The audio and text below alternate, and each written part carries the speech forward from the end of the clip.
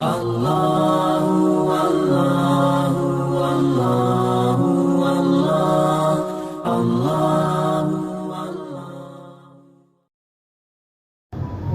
اور محترم علماء کرام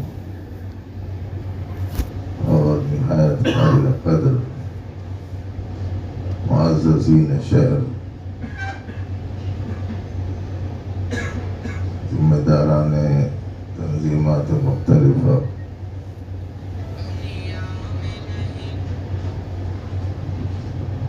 دو قسم کا طبقہ ہے، دو ہی قسم کی گزارشات اس موقع پر پیش کرنا قرین مصلحت معلوم ہوتا ہے۔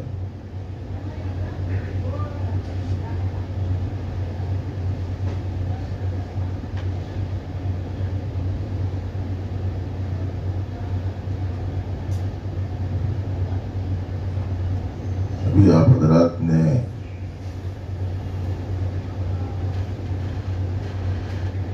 ملک میں جاری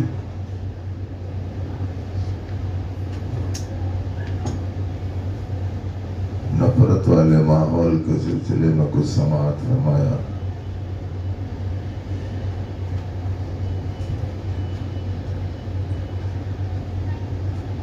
اور اپنی ذمہ داریوں کے سلسلے میں بھی بہت ہی عمدہ گفتگو حضرت مولانا غیاث رشادی صاحب کے ذریعے سے آپ کے سامنے آئی۔ ممکن ہے کہ موصوف سے پہلے بھی یہاں دیگر علماء کرام نے نہایت گراں قدر خطابات فرمائے ہوں گے، چونکہ وہ نہیں سن سکا اس کو، مگر امید یہی ہے موقع کے اور وقت کے حالات کے تناظر میں ان حضرات کی وہ گفتگو نہایت قابل قدر اور قابل توجہ رہی ہوگی۔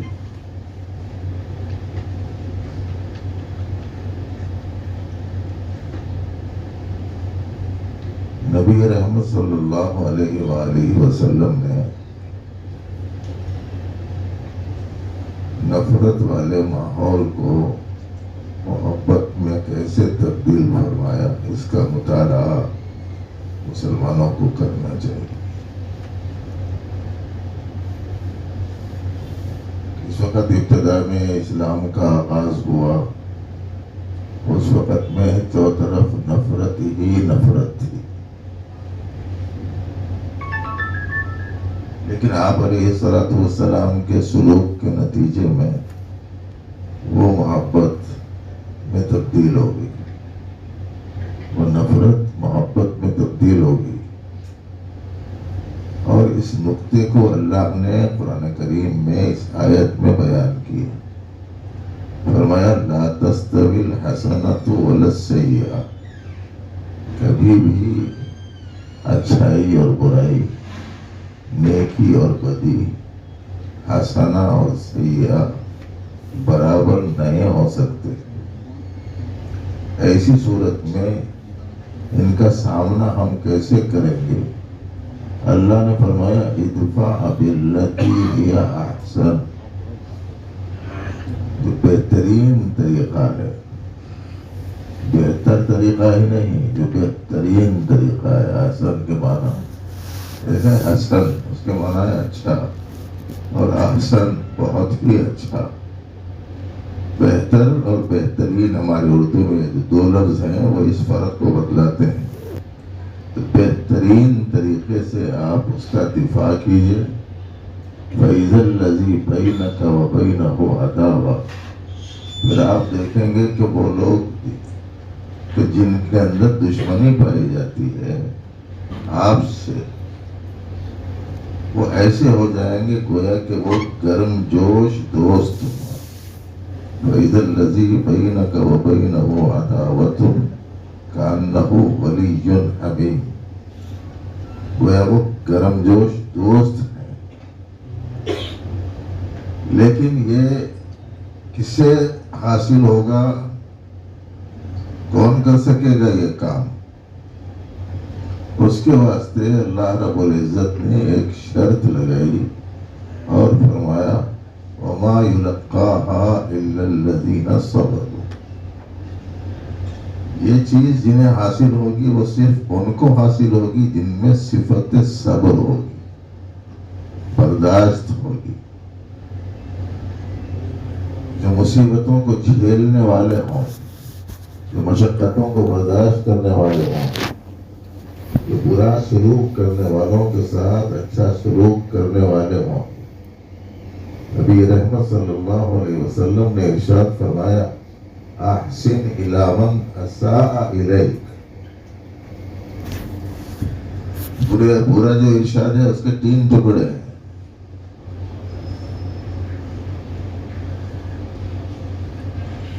سل من قطعک واعف عمن ظلمک واحسن الی من اساء الیک. جو تم سے کٹے تم اس سے جڑو، جو تم پر زیادتی کرے تم درگزر کرو، اور جو تمہارے ساتھ برا سلوک کرے تم ان کے ساتھ میں اچھا سلوک کرو. یہ رحمت للعالمین صلی اللہ علیہ وسلم کے ارشادات ہیں، اور ان ارشادات کو یا ان آیات کو امت مسلمہ سننے، سمجھنے اور اس کو زندگی میں لانے کا جہاں تک معاملہ ہے وہ تو بہت دور کی چیز ہوگی. ابھی مولانا فرما رہے تھے کہ ہم لوگ تو چھوٹے چھوٹے قرآنی جملوں کو بھی نہیں سمجھ پاتے ہیں کہ اس کا مطلب کیا ہے. تو اس کے واسطے صفت صبر چاہیے. یہ صفات اپنے اندرون میں پیدا ہوں. آپ تاریخ پڑھیں گے تو سوائے ان لوگوں کے جو ازلی شقاوت رکھتے تھے اور محروم القسمت تھے، آپ دیکھیں گے کہ حضرت عمر رضی اللہ تعالی عنہ کون لوگوں میں سے تھے؟ وہ تو تلوار لے کے نکلے تھے.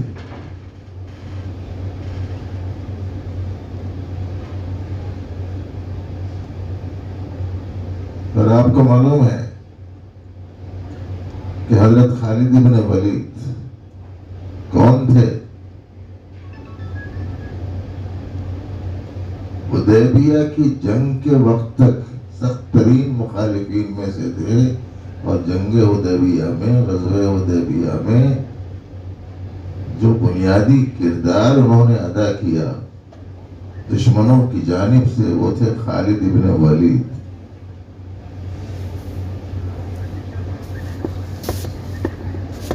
اور ایک لمبی فہرست ہے ان لوگوں کی.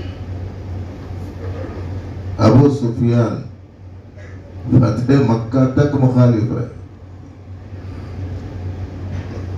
لیکن جو رویہ اور جو سلوک نبی رحمت صلی اللہ علیہ وسلم نے ان کے ساتھ میں کیا، اس کے بعد میں یہ دشمن اس درجے آپ کے چاہنے والے بنے کہ اب ان سے زیادہ عزیز اور پیارا کوئی دوسرا نہیں تھا. نبی علیہ السلام سے زیادہ عزیز، زیادہ پسندیدہ، زیادہ پیارا کوئی اور نہیں تھا. اس کا مطلب کیا ہوا؟ اس کا مطلب یہ ہوا کہ نبی رحمت صلی اللہ علیہ وسلم نفرتوں کو محبتوں سے تبدیل کرنے کے واسطے آئے تھے.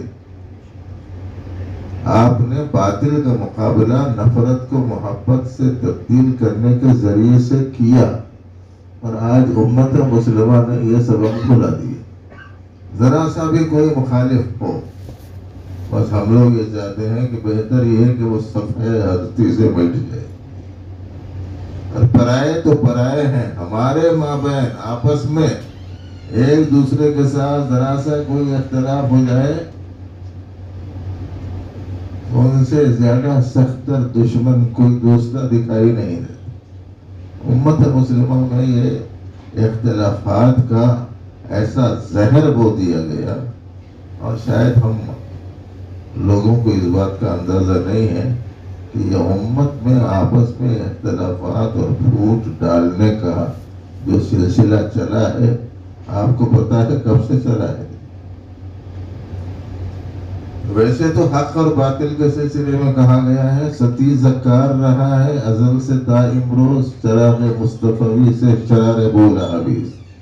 لیکن اس امت کی تاریخ میں آپ دیکھیں گے اختلافات کا بیج بونے والے اور حضرات صحابہ کرام کے درمیان ایسا اختلاف پیدا کرنے کی کوشش کرنے والے کہ وہ دو دھڑوں میں بٹ گئے.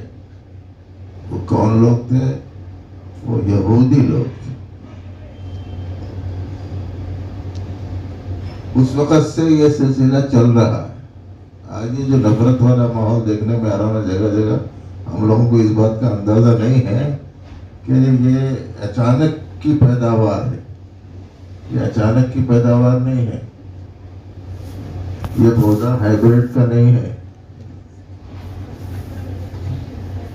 یہ صدیوں سے جاری ہے اور 200 سال سے خاص طور سے اس سلسلے کی محنت ہو رہی ہے کہ کسی طریقے سے امت مسلمہ ہمیشہ اختلافات میں الجھی رہے اور ان کی شبیہ اور ان کی شکل اور ان کی صورت برادران وطن کے سامنے ایسے پیش کی جائے کہ یہ ہمیشہ ایک دوسرے سے لڑتے رہنے والی قوم ہے.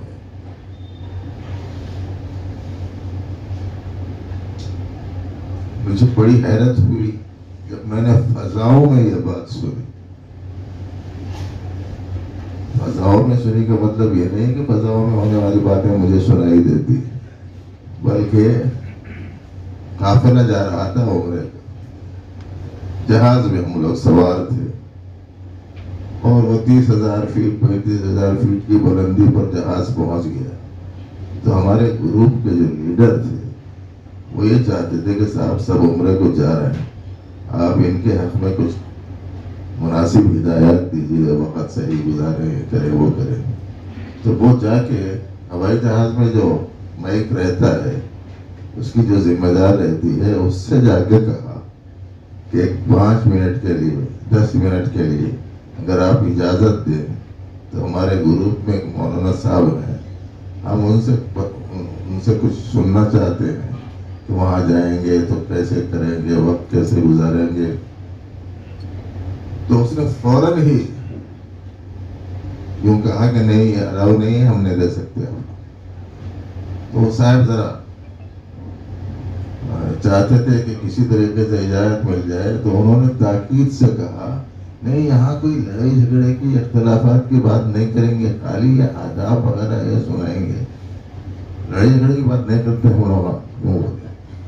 تو فوراً ہی اس نے دوسری سانس میں پلٹ کے مختلف ملکوں کا نام لے کر کہا وہاں کیا چل رہا، وہاں کیا چل رہا، وہاں کیا چل رہا، کون سا مقام ایسا ہے، کون سا ملک ایسا ہے اور کون سا طبقہ مسلمانوں میں ایسا ہے جو آپس میں لڑائی بھڑائی نہیں کرتا. فضاؤں میں یہ آوازیں گونج رہی. ایسی غلط شبیہ لوگوں کے سامنے ہماری پیش کر دی گئی اور ہم نے دشمنوں کے اس جال کو سمجھا نہیں اور پھنستے چلے گئے، اور آج اس کو ہم اپنے لیے ایک مستقل اعزاز سمجھنے لگ گئے کہ میں اس کو دیکھتا نہیں، اس سے ملتا نہیں، ان کی کوئی قیمت کا نہیں ہے میری نگاہ میں. جی اس سے موافقت کرنے کا تو سوال ہی پیدا نہیں. ایسے اختلافات بھر دیے گئے امت مسلمہ کے درمیان میں باؤ. تو ایسی صورت میں یہ حسنہ اور سیئہ کا کہاں پتہ چل رہا ہے بتائیے. یہ تو سیئہ اور سیئہ جی دو طرف سے برائیوں کے خوگر بنتے چلے جا رہے ہیں. ایسی غلط شبیہ جب پیش کر دی گئی تو ایسی صورت میں نفرت والے ماحول کو فروغ نہیں ملے گا تو کسے ملے گا. اس لیے ذرا محبت کرنا سیکھیں.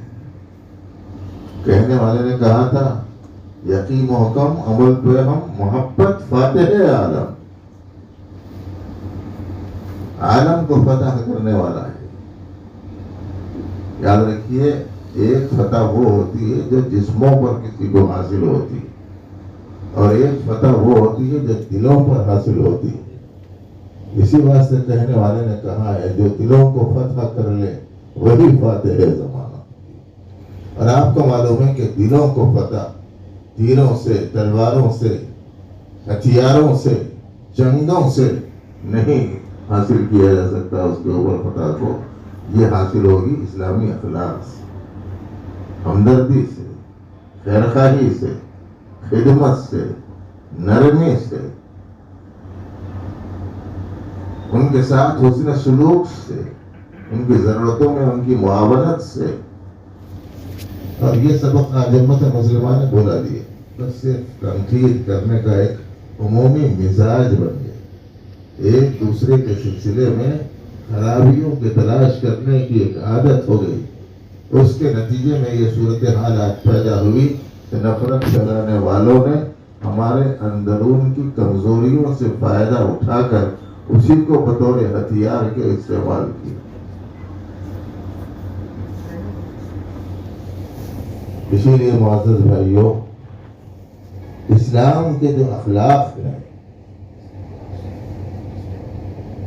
آج اس قدر غیروں کی ترقی اور اس قدر پورے عالم پر ان کے اثر کے باوجود اور ہمارے اپنے اس ملک میں ان کے تسلط کے باوجود اگر ان کو کوئی ڈر ہے کسی چیز کا، کافی کتابیں پڑھنے کے بعد بول رہا ہوں میں آپ کو، وہ یہ کہ ان کو یہ ڈر ہے کہ کہیں ایسا نہ ہو کہ یہ سوئے ہوئے ضمیر بیدار ہو جائیں اور ان کے پاس میں جو اخلاق کی قوت ہے کہیں ایسا نہ ہو کہ وہ اخلاق کی قوت کا مظاہرہ ہو جائے تو ہمارے برسوں کی محنت ختم ہو جائے.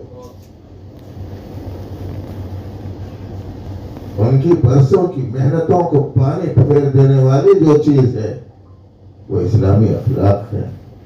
آج امت مسلمہ کو اس سلسلے میں خصوصیت کے ساتھ توجہ دینے کی ضرورت ہے. لیکن کون اپنائے گا اخلاق کو؟ وہی اپنائے گا جسے غصہ پینا آتا ہو. وہی اپنائے گا جو اپنے آپ کو دوسرے کے مقابلے میں بہتر اور برتر نہ سمجھتا ہو. وہی اپنائے گا جس کے اندر صفت تواضع ہو. وہی اپنائے گا جس کے اندرون میں حسن ظن ہو. وہی اپنائے گا جس کے پاس میں انسانیت کی اور کلمہ گو لوگوں کی قدر اور منزلت ہو. وہی ان چیزوں کو اختیار کر سکتا.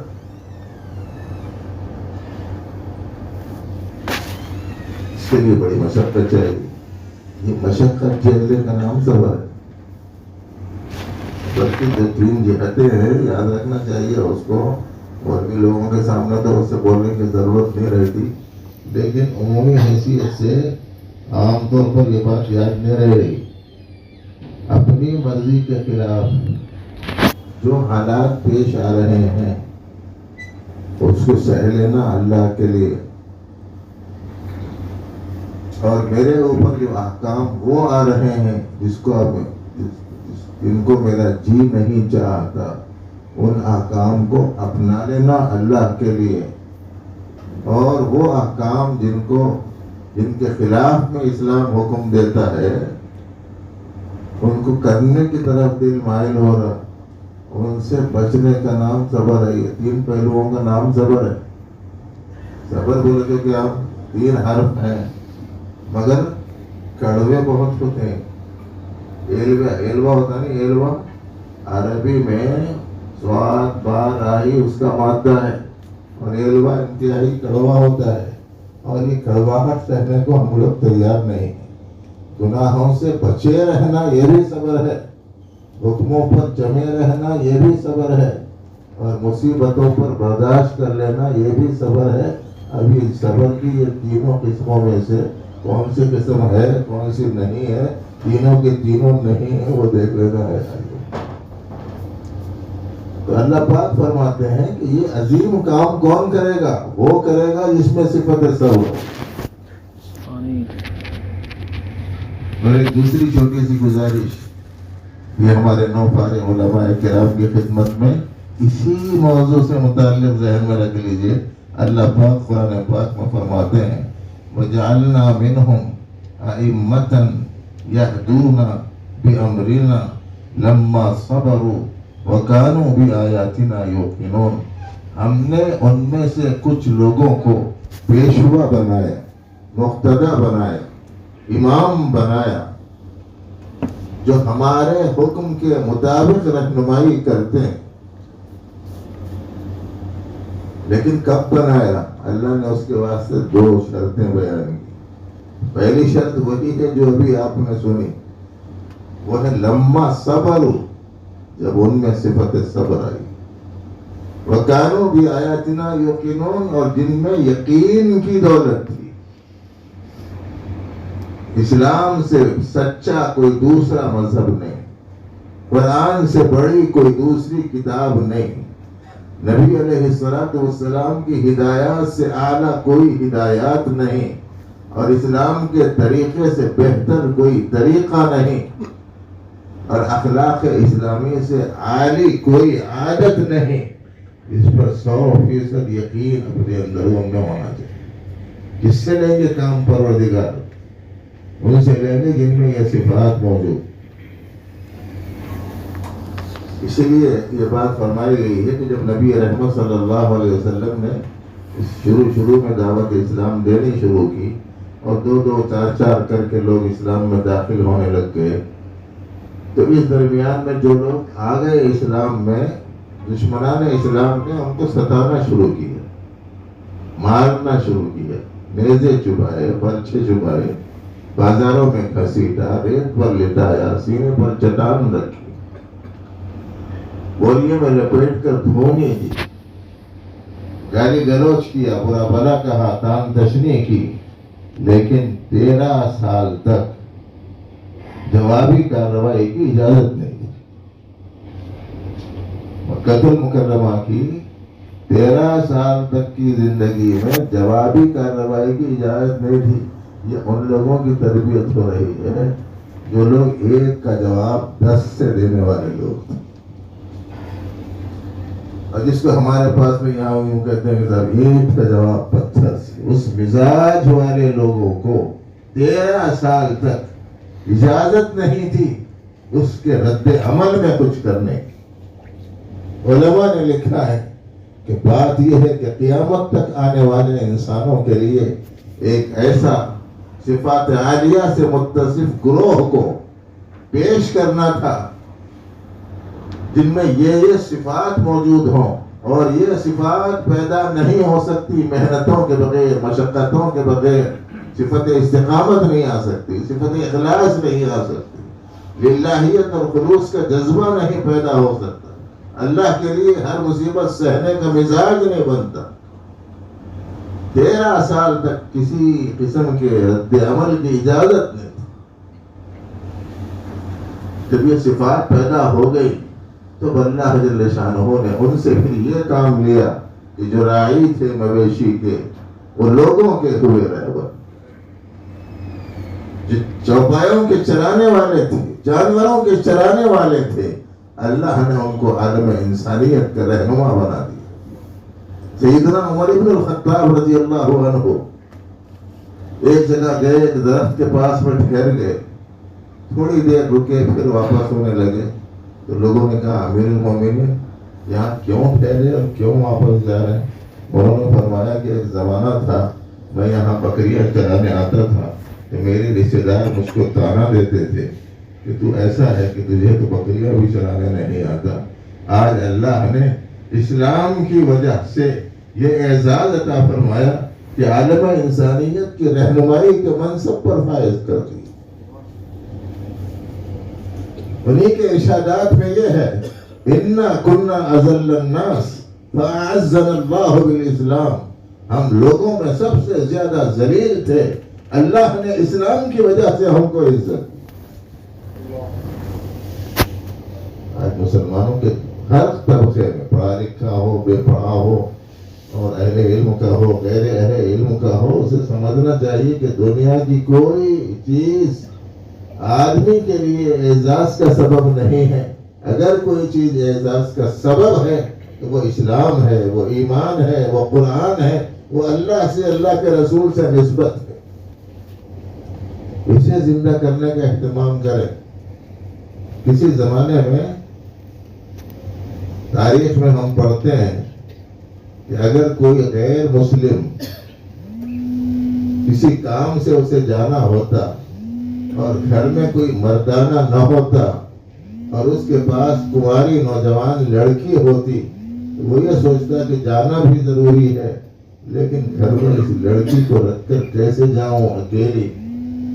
تو وہاں غیر بھی ہوتے تھے، مسلمان بھی اطراف و اطراف میں، تو وہ مسلمان کے گھر میں لا کر مسلمان سے کہتا تھا کہ میری بچی کی عزت و آبرو کی حفاظت کے بارے میں مجھے تم پر یقین ہے، اس واسطے میری بچی میرے واپس آنے تک آپ کے گھر رہے۔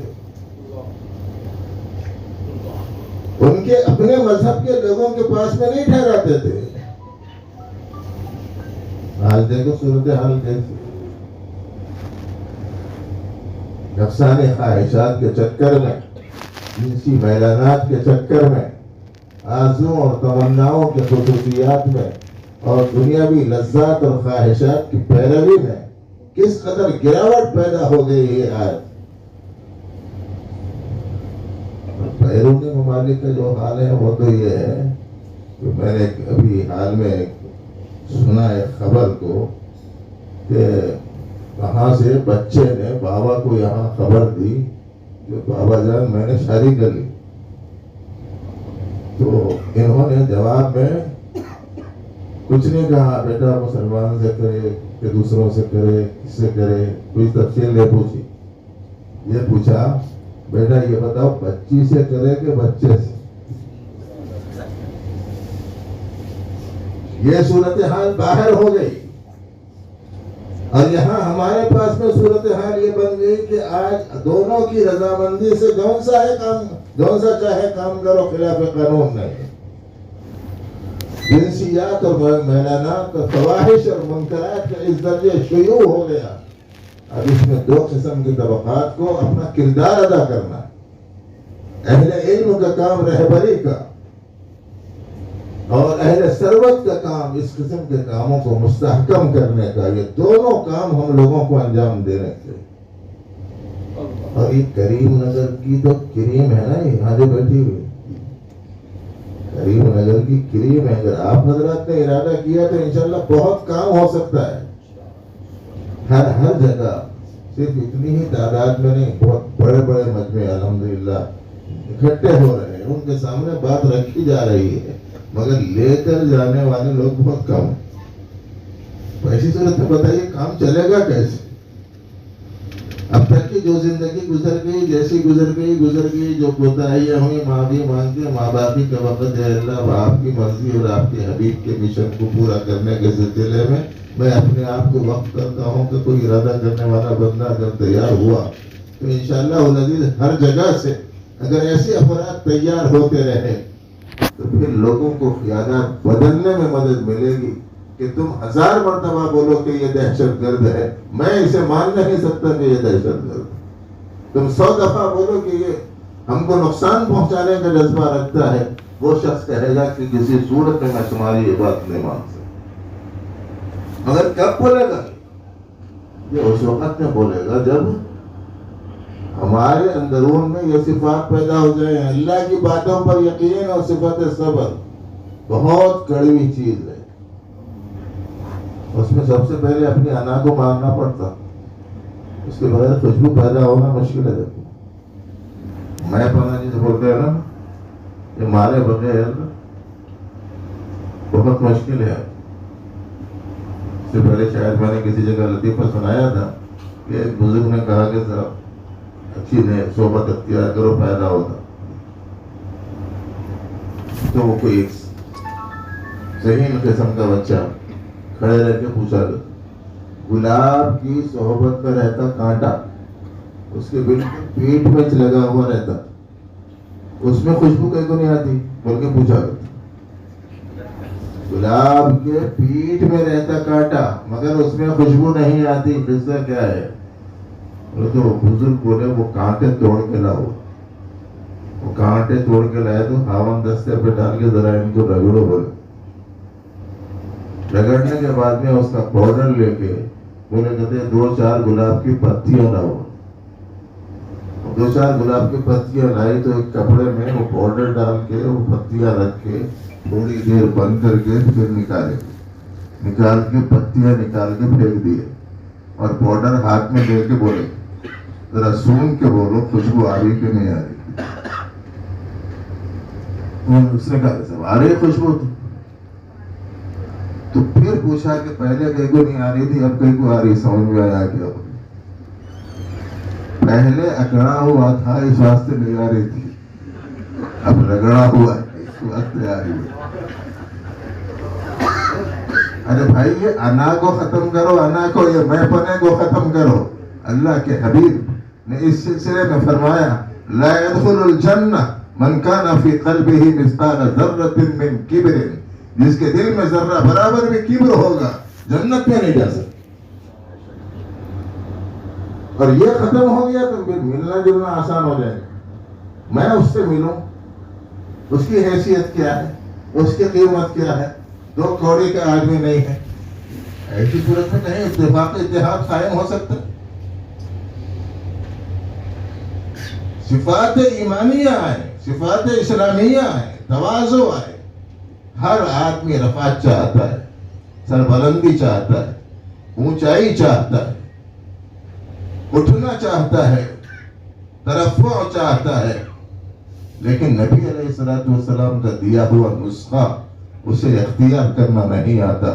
انہوں نے رفعت و سربلندی حاصل کرنے کا جو نسخہ بتایا تھا وہ نسخہ امت مسلمہ بھول گئی. نبی علیہ السلام نے نسخہ دیا تھا من تواضع للہ رفعہ اللہ. نبی علیہ السلام نے فرمایا جسے رفعت چاہیے اسے تواضع اختیار کرنا ہے. اب جو آدمی تواضع نہیں اختیار کرے گا, رفعت چاہے گا, تو پھر رفعت نہیں ملے گی. من تکبر وضعہ اللہ, جو بڑا بننا چاہے گا حق تعالیٰ اسے ذلیل و رسوا کر کے رکھ دے, اسے پست کر دے. اس لیے بھائی صفات ایمانیہ بہت بڑی چیز. ہمارے علماء کرام کی خدمت میں بھی مختصر سی بات عرض کرتے ہوئے ختم کرتا ہوں اپنی گفتگو کو کہ دیکھو اس وقت میں ہم لوگوں کو یہ جاننا ضروری ہے کہ پوری دنیا بھر میں کس قسم کے سازشیں کی جا رہی ہیں, واقف نہیں ہے. کون سے ہتھیار ہیں جن سے لڑا جا رہا ہے اس وقت, اور کون سے چال ہیں جو بنے جا رہے ہیں اس وقت, اور کون سے طریقے ہیں جو اختیار کیے جا رہے ہیں اس زمانے میں. ہمارے علماء کرام کی خدمت میں گزارش ہے کہ آپ ان کتابوں کو پڑھیں جو آج کے حالات کے تناظر میں ہمارے اکابر نے لکھی. اس کی تفصیل بہت ہے, کتابیں بہت زخیم ہیں. لیکن میں اس سلسلے میں ایک بات یہ عرض کیے دیتا ہوں کہ دشمنوں نے جو چالیں چلی اس زمانے میں, بعض محققین کا کہنا ہے کہ ہتھیاروں کی جنگ صرف 20% ہے اور افکار کی جنگ 80% ہے, یا افکار کی جنگ 60% ہے اور ہتھیار کی جنگ 40% ہے. تو اس زمانے میں تو فکری جنگیں چل رہی. جب تک کہ ہمارا فکری زاویہ صحیح نہ ہو, شعور میں بیداری نہ آئے, اس وقت تک ہم کو پتہ ہی نہیں چلے گا کہ دشمن کس چیز سے وار کر رہا ہے, وہ ہتھیار کس قسم کا کر رہا ہے. تو ایک ہتھیار وہ ہے جو سامنے سے دوڑتا ہوا تیر کی صورت میں آ رہا, اور ایک ہتھیار وہ ہے جو آپ کے کھانے پانی کے پاکٹوں میں یا چھوٹی موٹے کارڈوں میں, چٹھیوں میں پاؤڈر کی صورت میں آ رہا. آپ ایک ہتھیار سے واقف ہیں, دوسرے سے واقف نہیں.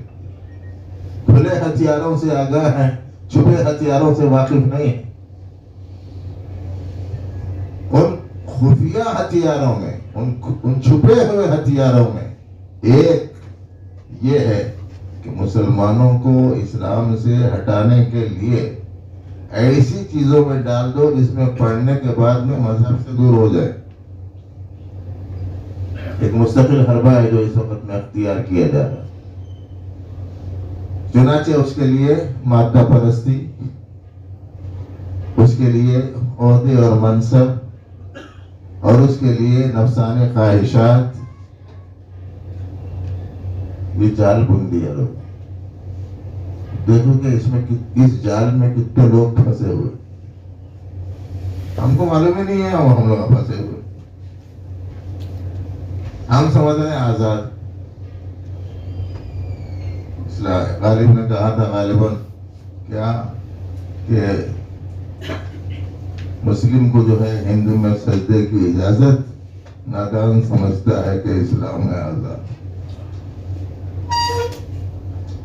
معزز بھائیوں، یہ ایک ہتھیار ہے افکار کی صورت میں. امت مسلمہ کو اسے سمجھنا چاہیے، لیکن اس کی وضاحت کے واسطے چونکہ خطیر وقت درکار ہے، اس کی بنا پر یہ وقت شاید اس کا متعمل نہیں ہے. انشاءاللہ یہاں کے علماء کرام یہ عنوان سننے کے بعد میں خود ہی اس کی توضیحات پر بات شروع کر دیں گے. اور دوسری جو گزارش ہے وہ یہ ہے کہ جب تک کہ خواہشات نفسانی کی زنجیروں سے اپنے آپ کو چھٹکارا نہیں دلائیں گے اس وقت تک مرضیات ربانی کی اشاعت کرنا بہت مشکل ہے. ایک ہے خواہشات نفسانی اور ایک ہے مرضیات ربانی. جب تک کہ خواہشات نفسانی سے نہیں نکلیں گے اس وقت تک مرضیات ربانی کی طرف کیسے جائیں؟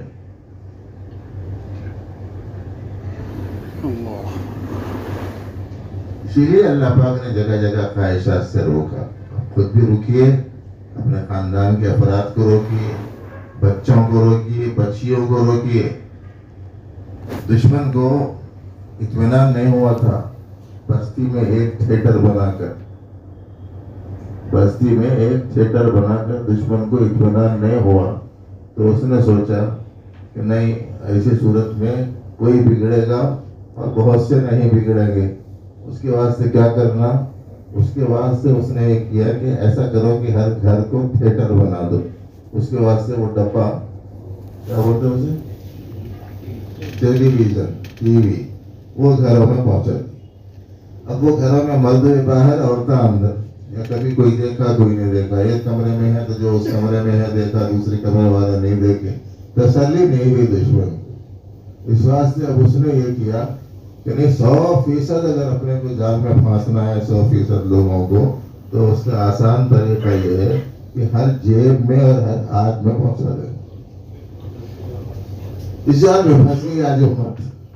ہزاروں نہیں، لاکھوں کروڑوں نوجوان بچے، لاکھوں کروڑوں نوجوان بچیاں آج تباہی اور بربادی کا شکار ہو گئی. اپنے گھروں کی عزتوں اور ناموسوں کو ہاتھ میں ملا دیا. اپنے ماں باپ سے دوری اختیار کر لی. فونوں کے لیے جان دینے کو تیار ہو گئی. فونوں کی خاطر میاں بیوی آپس میں ایک دوسرے سے اس قدر الجھے کہ خود ہمارے پاس میں کیس آیا کہ بچی یہ چاہتی ہے کہ علیحدگی اختیار کر لے. ہم نے بچے سے پوچھا وجہ کیا ہے؟ اس نے کہا فون چاہتی ہے. میں نے کہا کہ فون چاہتی ہے تو ہو سکتا ہے ماں باپ کو خیر خیریت کی طرح دیتے رہنے، الیک سلیک کے لیے چاہ رہی ہوگی. چھوٹا سا ملتا نا 2-3 انچ کا، وہ دلا دو وقتاً فوقتاً، خیر سگالی کی بات چیت کر لے گی. نہیں صاحب، وہ تو پہلے دن سے دلا کے ہوں. پھر کون سا فون چاہ رہی ہے؟ بولے تو بڑا فون چاہ رہی. ایسا کون سا بڑا فون بھی؟ بولی 1 لاکھ کا فون دلائیں گے تو ساتھ میں رہوں گی، نہیں تو نہیں رہوں. خواہشات میں یہ امت گرفتار ہو گئی ہے اور اس کے مناظر دیکھ دیکھ کر دل و دماغ میں اس کی چھاپ ایسی بٹھا لی. ایک صاحب کہنے لگے کہ صاحب وہ سیریل دیکھا، وضو کر کے سیریل دیکھا، اس کے بعد میں آیا نماز. اس لیے 15 منٹ کا ٹائم تھا. اذان کے بعد وضو کرا، پھر 10 منٹ تھی، سیریل چل رہا تھا. وہ دیکھا، میرا وضو باقی رہا کے چلے گیا. یہ پوچھا، میرے سے آ کے پوچھا، حیدرآباد میں مسجد سلطان نوازم کی مسجد میں.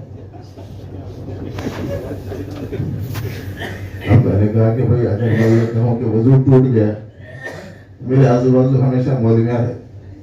یہ لوگ بولیں گے کوسی کتاب میں صاحب نواقض وضو میں سے سیریل دیکھے تو وضو ٹوٹ جاتا ہے. ایسا تو کہیں ہے نہیں. اس واسطے نہیں ٹوٹا بھی بولنا مصلحت کے خلاف تھا، ٹوٹ گیا بولنا بھی مصلحت کے خلاف تھا. ٹوٹ گیا بولے مسئلے کے خلاف، نہیں ٹوٹا بولے تو وہ جری ہو جائیں گے، با ہمت ہو جائیں گے. تو اللہ جل شانہ نے ایک بات دل میں ڈالی، جو کہا کہ بابا تمہارے ہاتھ پاؤں کا جو وضو ہے، وضو کرے تھے وہ تو ہے، مگر دل کا وضو کرے گیا.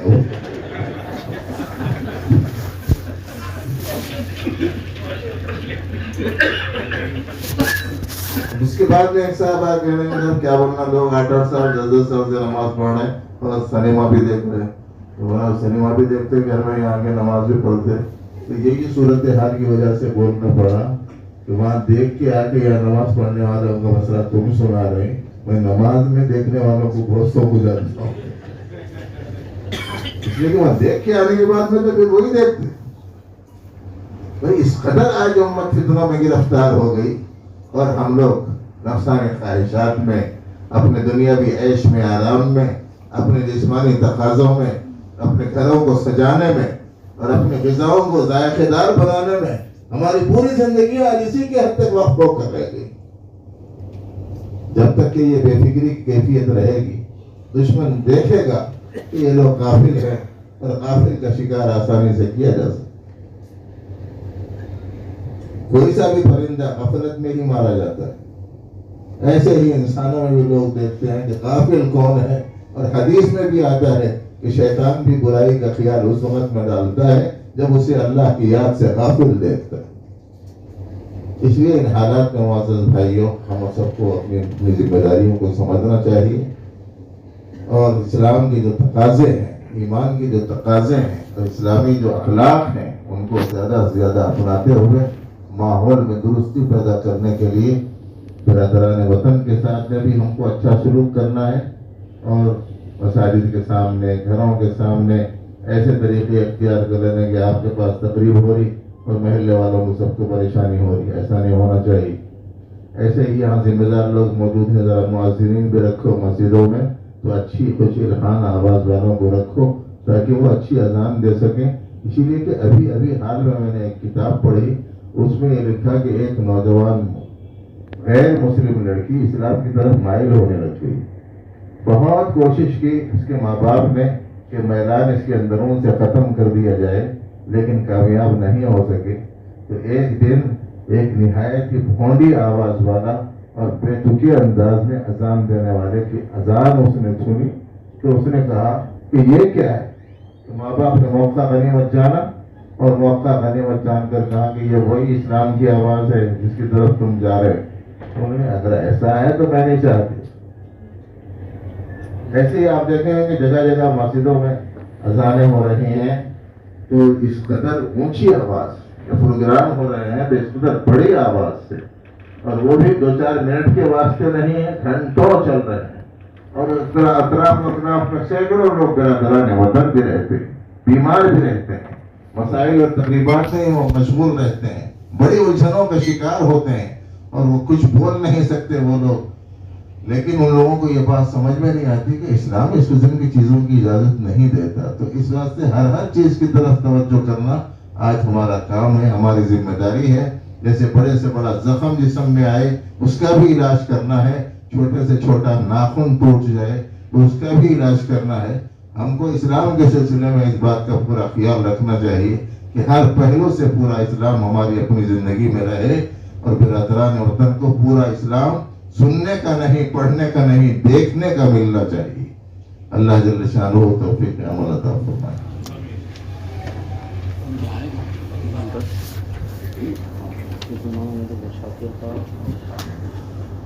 Allah